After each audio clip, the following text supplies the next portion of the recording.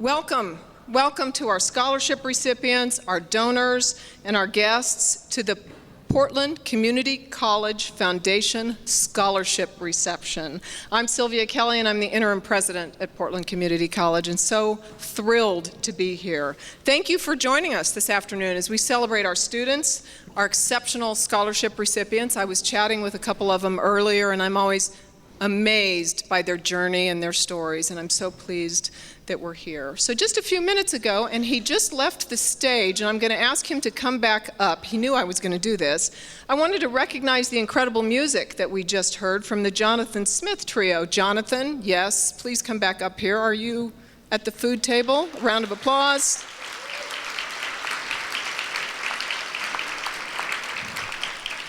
Have I embarrassed you completely? You don't need to talk, that's okay. You can sit right there on that stool and I'll talk about you. I just wanted to thank you for what you've done and for your music this evening. You are one of our Diamond alumni, and we are extremely proud of you. And he's got a wonderful story, but I'd like to do a round of applause for a Diamond alum that we are really proud of. He's not only an accomplished jazz guitarist, but he's a former deputy chief of the Clackamas Fire District No. 1. Is that correct? And you got your start in that career at Portland Community College, is that right? Well, thank you for your service. We're very proud of you. You started in fire service as a student intern, I believe, with the City of Happy Valley Fire Department. That was just a couple of years ago, right? Yeah. A few, he says. A few years later, he was promoted to a full-time apparatus operator, and by 1987, he had a degree from PCC, and you retired in 2010 after 29 years of fire service, and now you play at events and venues around town. And we are very grateful to you. We're proud of you. Thank you for being a PCC Diamond alum and playing this evening. We appreciate it very much. Thank you. Probably saying, I can't believe she made me come up and sit on a stool and while she was talking about me. I'd also like to recognize, and if you'll stand up when I call your name and do the traditional parade wave, our PCC Board of Directors who are here this evening. Our chair, Deanna Palm, if you would stand up, and a round of applause. And of course, the famous Jim Harper, whom everybody knows. Jim, where are you? Somebody told me Jim had been around here for 40 years doing a number of different things, and so we're very grateful to you, Jim. Ken Madden is here. I think, Ken, parade wave. And our newest member of our PCC board, Michael Sonnleitner. Michael, if you'll please stand and be recognized. Thank you, Michael. Michael's got the parade wave down, I can see it. We also have, and I'm honored to introduce members of our PCC Foundation Board, our new president of the board, Marion Levitan. Marion, parade wave, please. Thank you. Mike Gentry, I believe you are here as well. Mike, welcome, thank you. Janet Rash. Janet, I think I saw you. Oh, parade wave. And Susie Lachine, please, if you would stand as well. We talked earlier. Thank you. I also want to recognize some very important people in the Portland Community College community, and those are our campus presidents who their leadership extends throughout the college and to the communities that they serve. So I would like to also recognize Lisa Avery from the Sylvania campus. Lisa. Karen Edwards from Cascade, I know you're here as well. Welcome. Sandra Fowler-Hill from Rock Creek. And Jessica Howard from Southeast. Welcome to all of you. Thank you so much.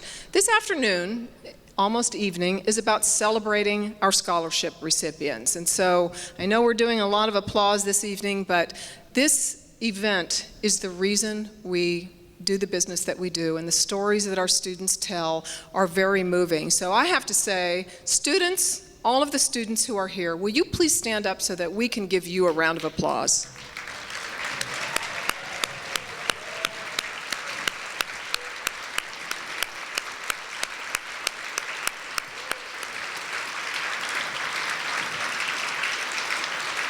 Thank you.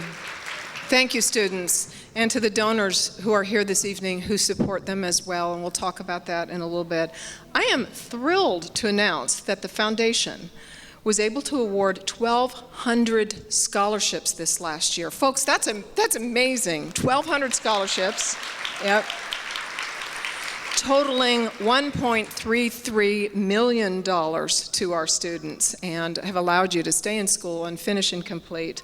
About 80% of those students are the first in their families to go to college, and that's absolutely remarkable. So absolutely. The donors that are here understand that, and they believe in that mission, and you are sitting at tables together for a reason, so please have a comfortable dialogue. And students, please share your stories with the donors who are sitting with you if you have not yet.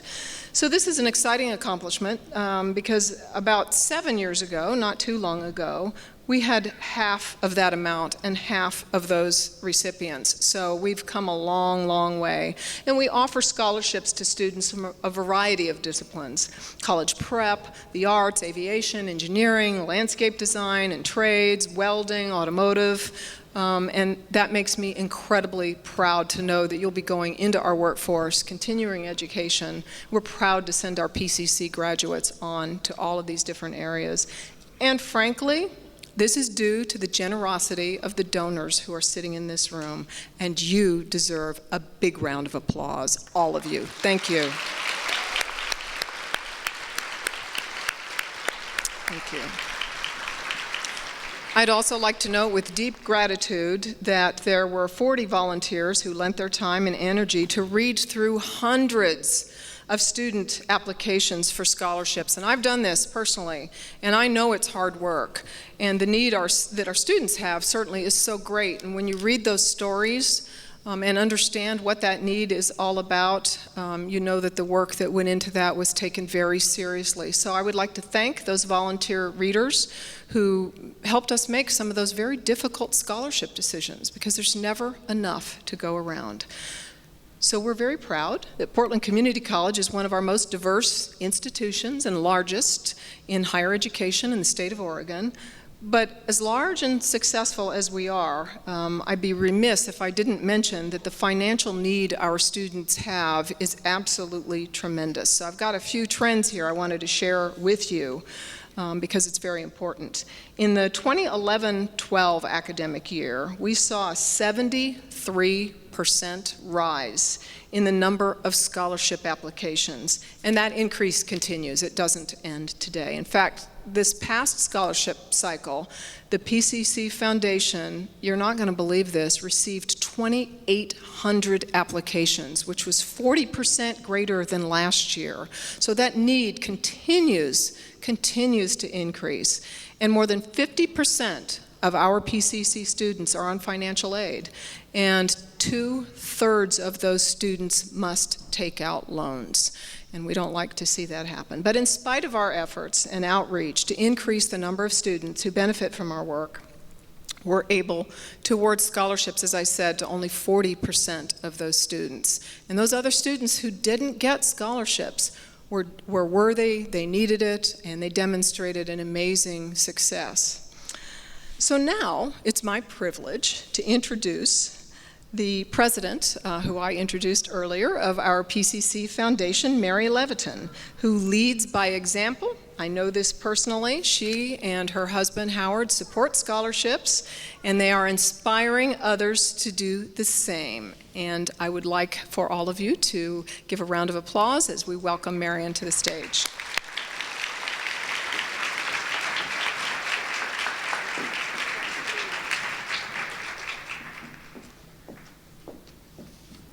Thank you, Sylvia. And I also want to thank the PCC Foundation staff and all others involved for organizing today's celebration. It's a pretty good party, isn't it? I know that Sylvia already recognized the foundation board. However, I'd like to give, as president of the board, a special shout out to all of them who are here today. I value their dedication and passion in raising money on behalf of Portland Community College. I love working with each of you in that endeavor. Thank you. I love today's celebration as well. We gather here to honor our scholarship recipients. We also honor all of you who have touched the lives of these scholars, families, donors, and faculty. With your support of belief in and confidence in these scholars, you became part of the team leading to their success today. With much admiration, I reach out to the scholars themselves.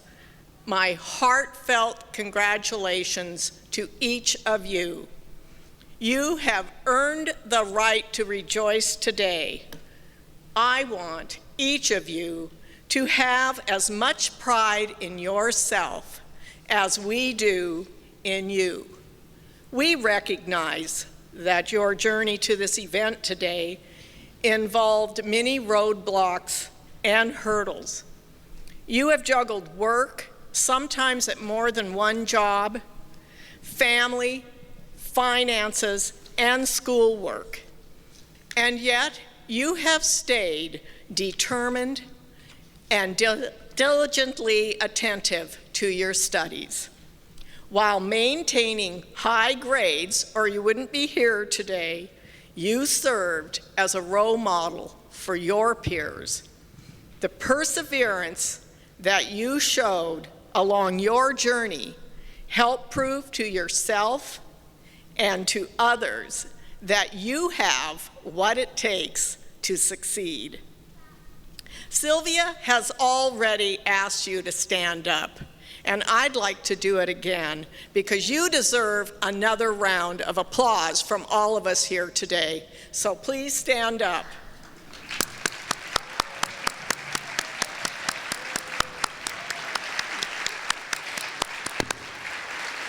Thank you.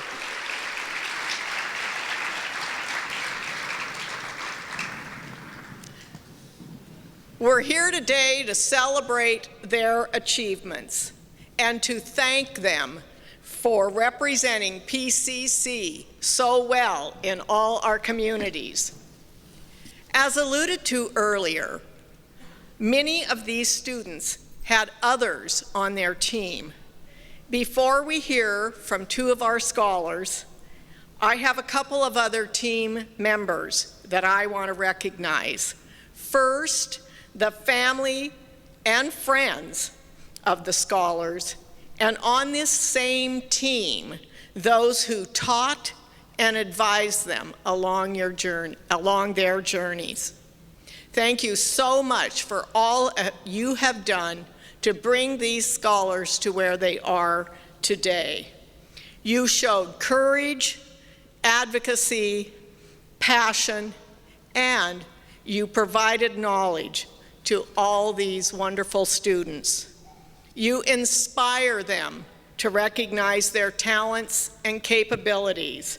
You inspire them to keep their eyes on the end goal and to never give up. You help them discover the traits that lead to academic success. In doing all that, you help open doors for them now and in the future. Second, I want to recognize and deeply thank our other team members, donors. Thank you so much. Your philanthropy creates a bridge to a bright future for promising students. It helps these students and scholars to overcome some of the obstacles I mentioned earlier. Your generosity helps them achieve their dreams of a college education. You too help open doors for each of these scholarship recipients here today. Equally important, I believe, is the act in the act of giving is the joy experienced at the realization of its impact on the lives of these students. It's what my husband, Howard Worth, and I feel as PCC donors. We receive the gift of joy, and for this, we are deeply grateful. Howard and I met 25 years ago while serving on a nonprofit board, a school for emotionally disturbed children. We recognized then, and we recognize today, the importance of an education. Our hearts and minds will always remain with students trying to achieve. That is why, when we decided to honor Howard's parents for 60 years of marriage, the family found it easy to set up an endowment at PCC. I want to encourage each of you to join Howard and me in continuing your financial support for PCC students. Let's be part of the team that helps our students complete their studies and succeed. It's a wonderful feeling. Now,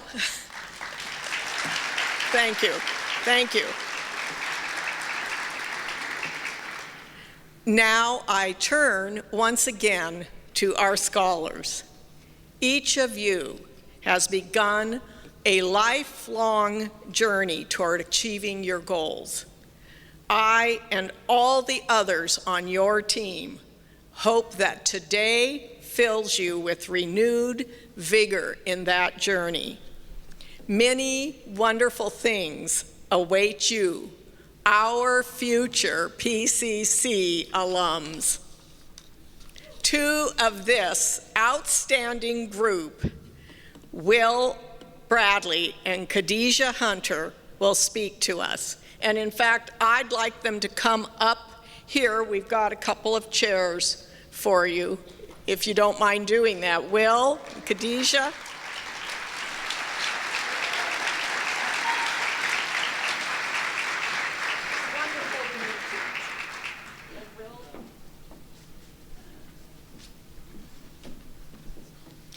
I'm going to tell you a little bit about them before they speak to you. Will received a PCC Foundation scholarship. He came to PCC after trying to make a living as a professional musician.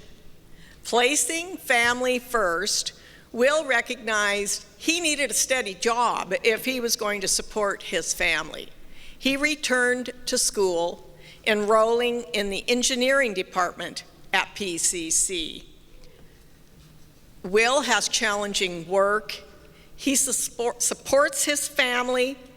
He contributes to the PCC community through his student leadership work at ASPCC. He's very busy, yet he always has a smile on his face and a willingness to help out wherever he's needed. In looking at his transfer options, Will has the chance to consider PCC, as well as some of the elite California engineering programs. Kadizah Hunter is on a great path towards receiving her transfer degree here. She works, now listen to this, she works full-time, supports herself, attends school full-time, and remains studious, or she wouldn't be up here today either. Her hard work has earned her, for 2 years in a row, the Claire and Mary Shields Memorial Scholarship. Furthermore, she continues to impress her teachers and peers with her wit and tenacity. As she completes her associate degree and prepares to transfer to PSU, Kadizah continues to radiate positive energy. With great pleasure, I now introduce Will and Kadizah. Let's give them a warm welcome, please.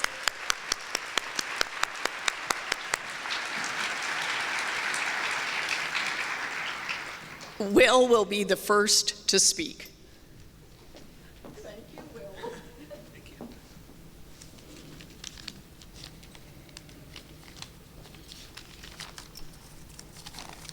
Thank you guys so much for having me tonight. A few weeks ago, I expressed to Jennifer McBratney that I really wanted to share my story somehow with this community. And that was around the beginning of the term. Things were going smoothly. I had lots of time, it seemed like. And this was the 5th week of the term now. And this week I was thinking, what did I get myself into? I was starting to feel really nervous. But I realized that my fear and my nervousness is overcome by how much I want to say thank you to this community, to each and every person here, and to share with you how much of a difference you've made in my life. When I came to PCC, I was 29 years old, a single parent of 2, and pretty much identified as a deadbeat. For 7 years, I had made a living as a professional musician, barely making it month after month, making lots of bad decisions and racking up tons of debt. My kids were getting older, and I remember feeling like I've got to get my life together. I've got to do something for myself, for my family, and for my future.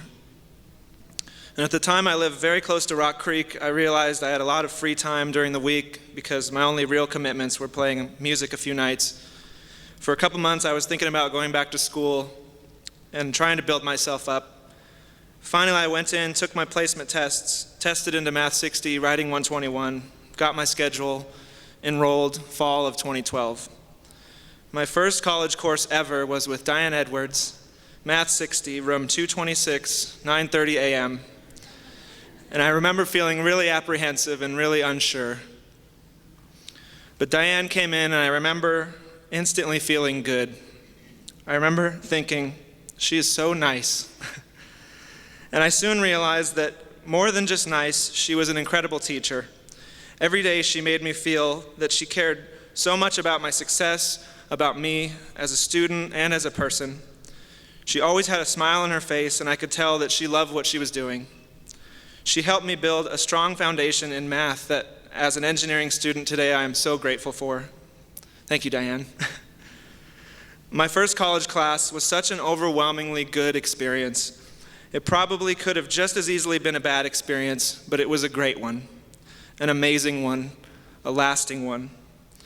An experience which made me start to believe in school being possible for me. An experience which made me begin to believe in myself. And it's an experience which could have easily done the opposite. This was only the beginning, though, because this experience was not exclusive. I kept finding myself in front of the most inspiring, passionate teachers. I kept noticing smiles and warm greetings from staff and faculty. Everywhere I went, I felt welcomed and supported by this community. I noticed students who were getting involved on campus, students working in the library, the tutoring center, the cafeteria. And in the beginning of my second year at PCC, it was one such student who first told me about the PCC Foundation. I remember her name was Veronica. She was in my Math 111 class, and she worked in the Rock Creek Library. We were talking one afternoon in the study center, and she told me about the scholarships and encouraged me to apply. And I'm so grateful to her that she did. I soon found myself in a scholarship workshop, led by Jennifer, of course. I remember during that workshop, she managed to make me feel so inspired and so empowered. And after the workshop, I asked her if she had time to answer some questions, and I remember she stayed with me for about 20 minutes, talking to me and helping me prepare to write these essays. And I could tell she had somewhere else to be, but she stayed, and she helped me. And this honestly had such a huge impact for me. If it weren't for the time she took that day and her kind words and encouragement, I'm not sure I would have followed through with writing and submitting my essays. So thank you, Jennifer. Then came the process of writing my essays, and it's something you don't really think about until you're writing a scholarship essay, how valuable this process is, of searching within yourself and identifying your strengths.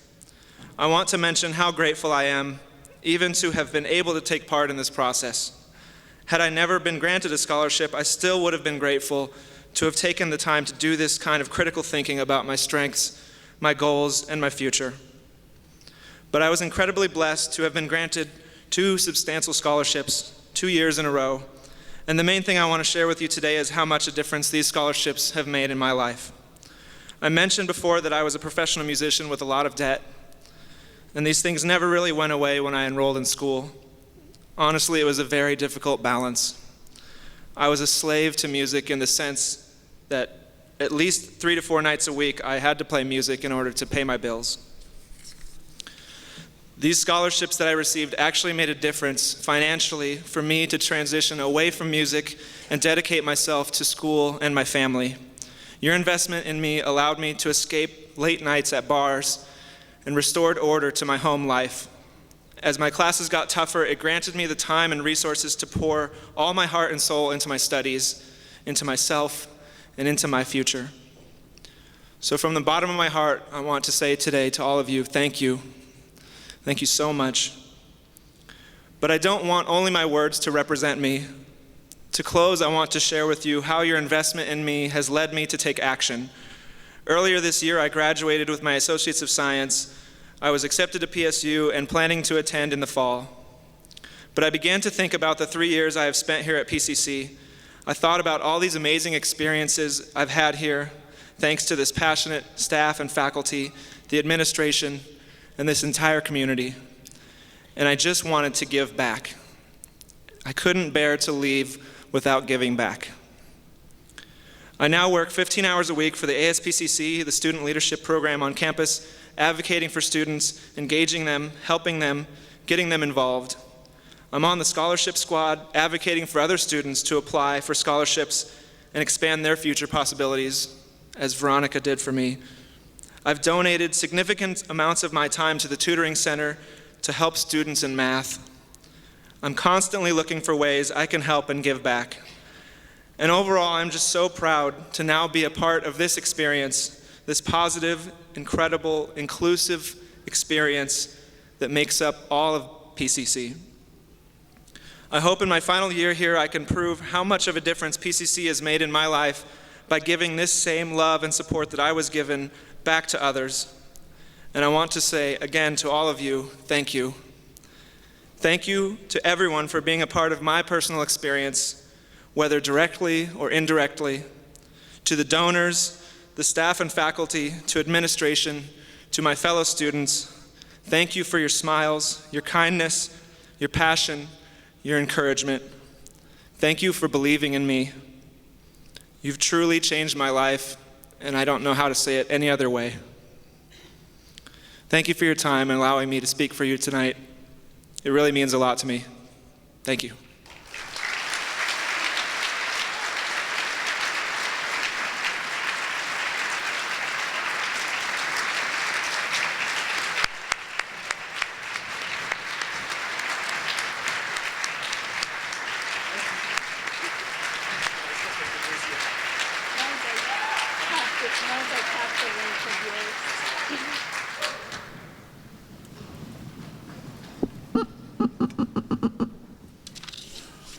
Good evening.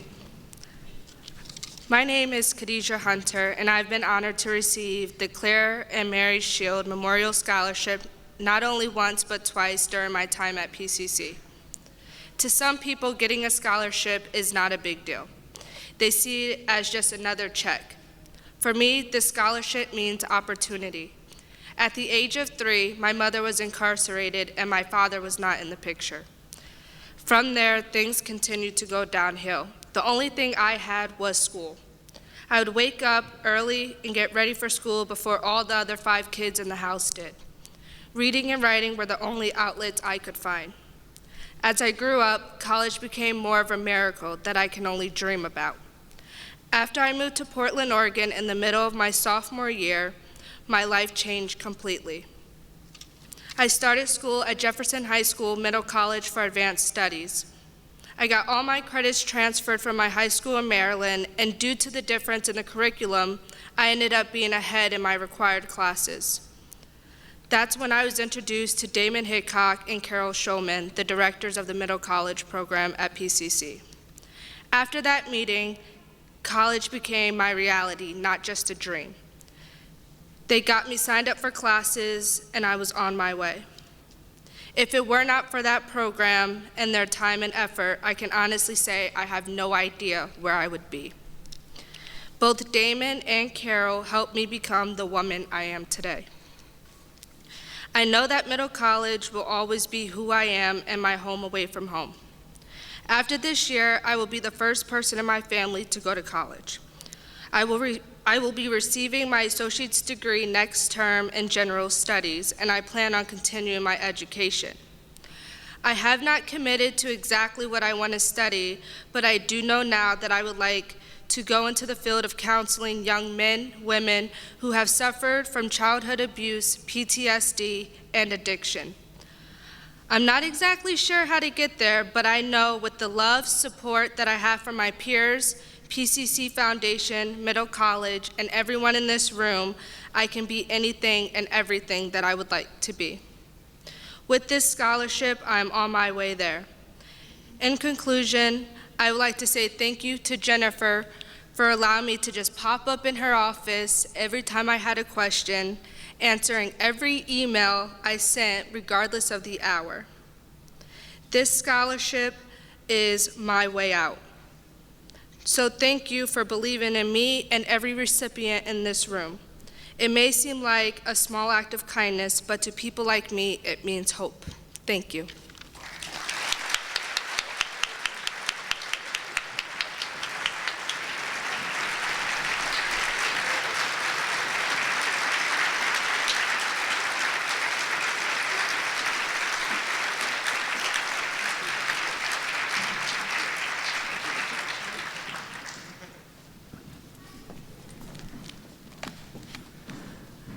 I'd like to personally thank both of our students. You did a fabulous job, and I want you to know, personally, your stories mean a lot to me. Having been a community college graduate myself as a single parent working, I totally can connect with the challenges that you have had. So if we could please do another round of applause for both Will and Kadizah. Thank you.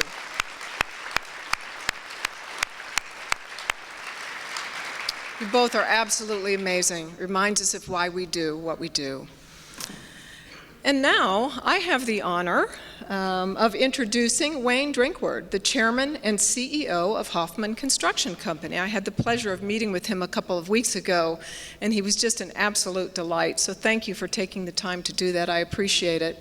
Many of you know that Hoffman Construction is the Pacific Northwest's largest locally owned construction company and one of the top 5 privately held companies in Oregon.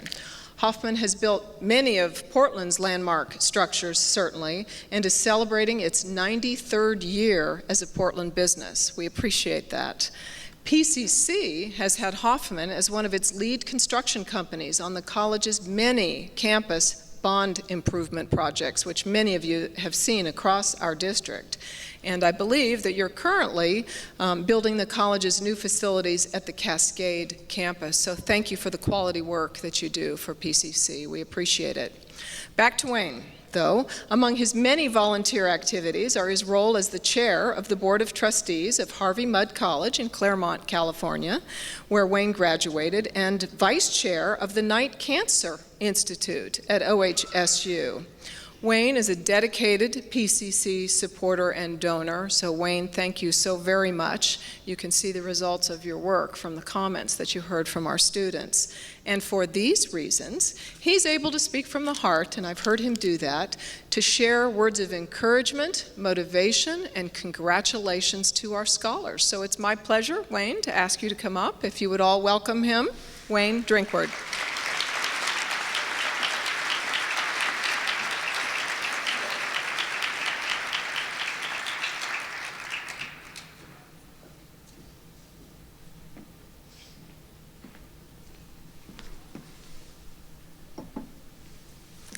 Good evening. One of the things in being asked to be a keynote speaker, I've been around education a lot and never follow the students. So, Will and Kadizah, I can congratulate you and thank you, Sylvia and Marion, for asking me to do this. Hoffman's had the privilege of learning a lot more about PCC and working on the Cascade campus and in supporting the scholarship program. It's been an exciting opportunity, but I'm going to tell you a little bit about both my journey and my company's journey in that regard, because it always wasn't that way. What I'm going to talk to you today, I'm going to talk about 15 minutes, and I want to talk about how perspectives of the role of PCC have changed both for me and my company. I want to share with you a personal experience within the family relating to it, and a little bit about why your work is relevant in the world of work and the way education needs to support that. And I'm going to close with a story about a scholarship and a grandfather clock. So if you can stay with me, you may find that interesting. At the outset, I have to confess, I graduated from high school in 1969. And the world that I graduated into, community college wasn't called community college, it was called junior college. And I thought it was a lesser type of education. I went to a 4-year school, and I never really thought too much about that. Frankly, the approved model of education at that time was you got a 4-year degree, and then you went to work for a company someplace where you stayed pretty much most of your life and you built a career there. And as you look at that, the world's changed quite a bit. I've come to adjust the view that that's the right way to go based on my experience with my employees at Hoffman and the world that's changing around us. So let me start with a corporate view. If you think I've been a little hard on community college, construction suffers the same kind of reputational disadvantage. We are thought of as an industry for dummies. People think that anyone can get together and bolt up some steel, nail up some boards, or pour concrete, and nothing could be further from the truth. We're increasingly computer-driven. People need to be able to communicate fully, do complex math, see things in 3 dimensions. Most of the people working on our projects have at least an associate degree, some additional technical training, and mostly a lot of motivation. It's a difficult job. In return, they earn a family wage job that's unlikely to be outsourced. They get to work in a real-world team that's accomplishing something every day. And it's tangible and exciting. It's a world of energy, emotion, real-world grit, and it can be intoxicating, and that's why I love it. People ask me, as the president of a company, aren't you proud of all the buildings you've done? And I can point to the skyline, I can certainly say that, but that isn't what gets me up in the morning. Every one of them has a story about people coming together and working and accomplishing something, overcoming adversity, and learning together how to do something better. And that's what the fun of the business is about. Most of the people that work in my company, particularly those that actually build the buildings, weren't always rock stars at school. In fact, a lot of them stepped off the 4-year college treadmill to do something else for a while or just figure out what they wanted to do. Many of them came back to us when they were ready by way of community college. They sought out and found the education that was relevant to them and went on from there. They began to model a value that I believe is fundamental to long-term success in life, and that's the concept of lifelong learning. At Hoffman, one of the leadership traits I look for and try and engender is the ability to be a lifelong learner. And as in my role as the leader of the company, I try and spend that attention with every individual to ensure that happens. It's far more important that you continuously grow, especially in a world that's ever changing more rapidly than in the past. Many of you have embraced the concept that the community college is your partner in lifelong learning, and that's a great thing, and I applaud you for that. On the family level, I learned the value of the community college in a little more personal way. I have 4 children. 3 of them went the 4-year college route and graduated and are on to successful careers and starting families. I have my 3rd son who took a different path. He's perhaps my most intelligent and energetic, but school's never something that was never something he enjoyed. He's rebellious and fiercely independent, traits that I also had, and he's sort of like God's revenge on me. If you want to look at it, lecture your son and have him give you back the same thing that you gave your parents. I admire those traits, but they're enormously frustrating. James went to 1 year of engineering school and came back and said, "This isn't for me. I want to cook. I love cooking."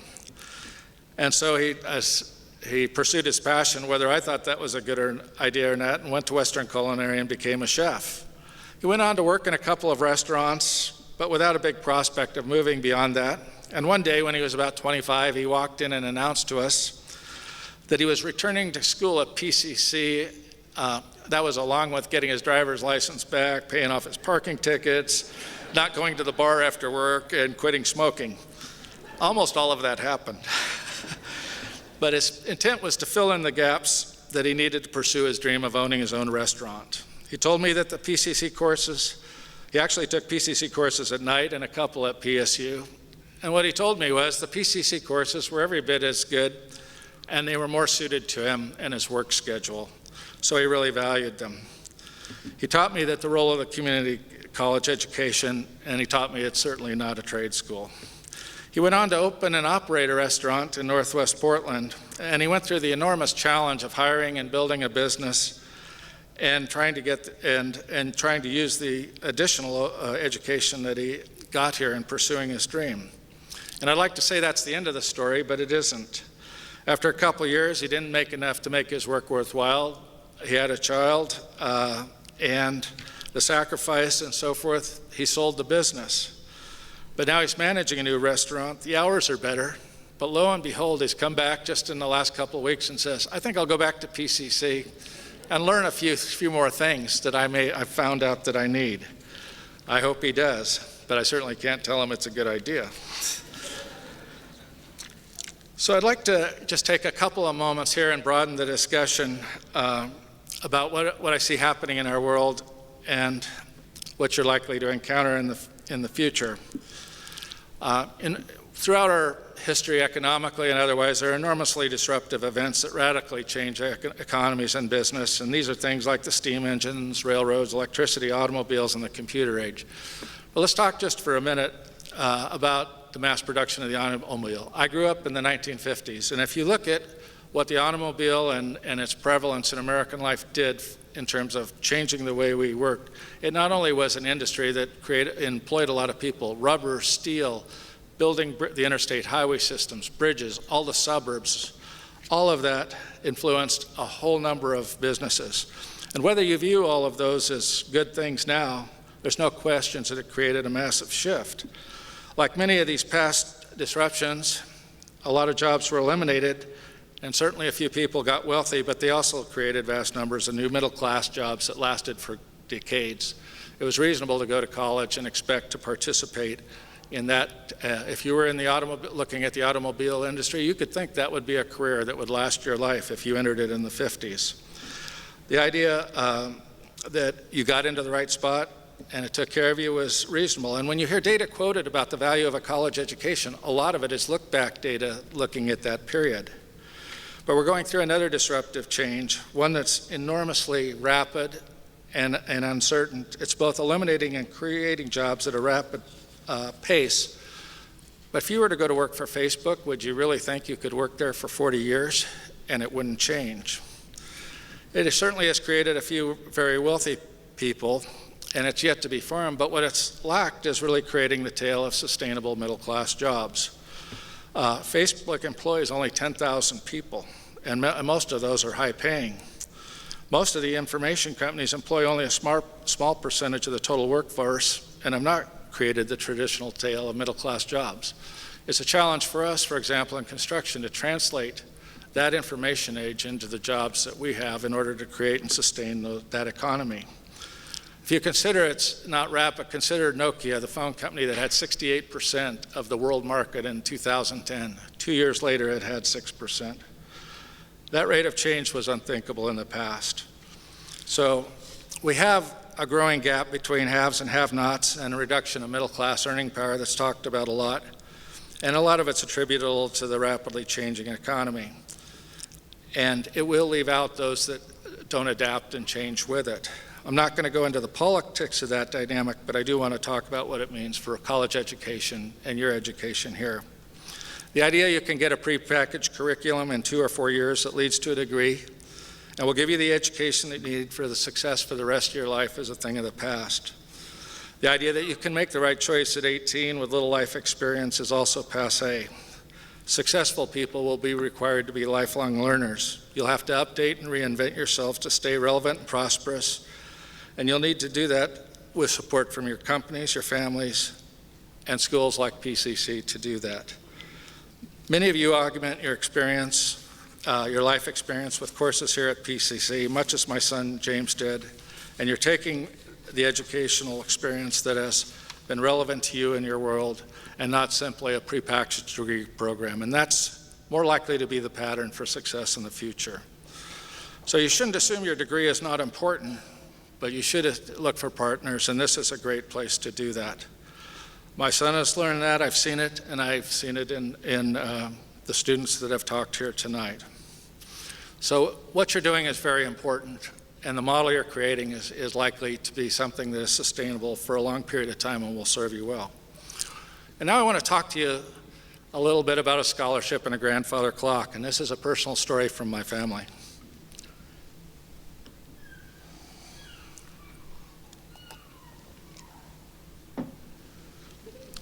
My grandfather on my mother's side was born in Texas in 1901. He was the son of a sharecropper. Sharecroppers worked fields for landowners in exchange for a share of the crop, some of the crop, and that was their income. They were very poor, and it was my understanding my grandfather never owned a pair of shoes until he went into the Army. In 1917, he dropped out of high school, enlisted in the Army to go fight the Germans in the Great War in France. And because he had flat feet, he couldn't be an infantryman, so they made him a medic, which meant that he went into no man's land over and over again to haul people out.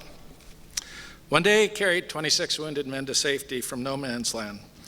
In the course of that, he sustained shrapnel wounds to his intestines.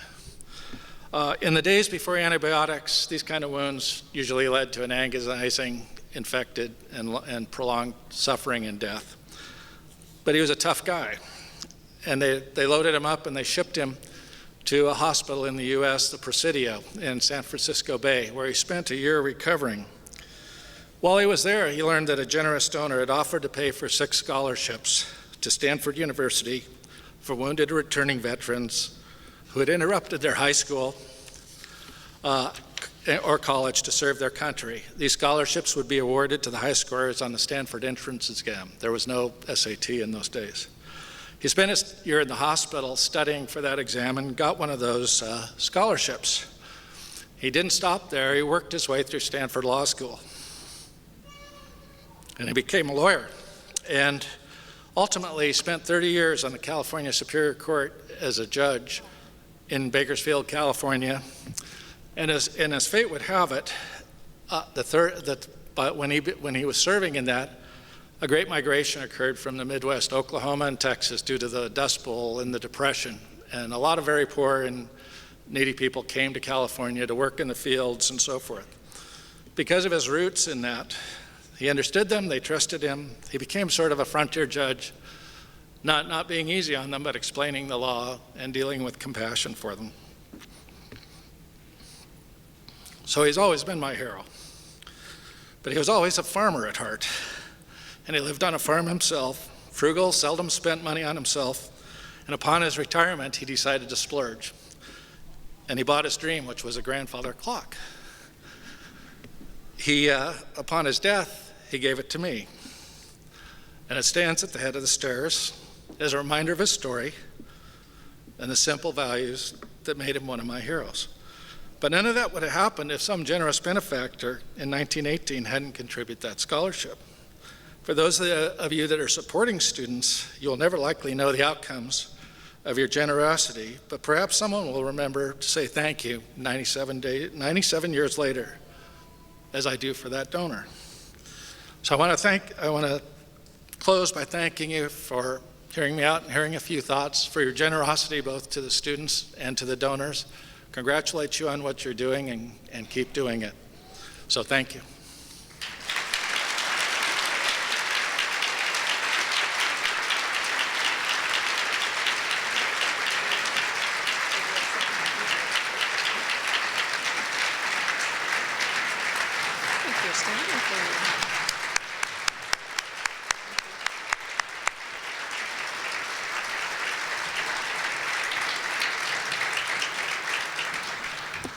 We're deeply appreciative of the fact that you put your heart into this, and it mattered to all of us. Thank you for speaking for us. Thank you.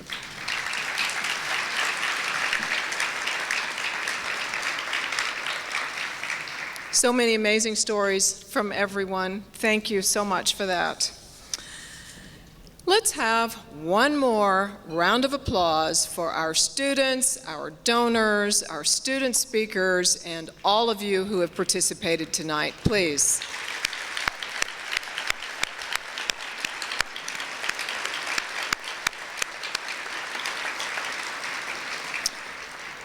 I personally and Portland Community College really wishes all of you students the best of luck. If you need anything, that's why we're here, so please do come back. So before I close, I'd like to point out that there's a pumpkin in the middle of your table with flowers in it that were graciously donated by the Rock Creek Learning Center. So many thanks to the Rock Creek Learning Center for your work. Thank you. We appreciate that, and we're going to have a little fun here in a minute before we finish up. So we would like to give those away this evening before all of you leave. So whomever has the birthday closest to today sitting at the table gets to take the pumpkin and the flowers home with you. So have a little discussion about that if you, and you don't need the year. The year doesn't need to be part of this discussion. So thank you all. And we're glad you're here. Have a great evening.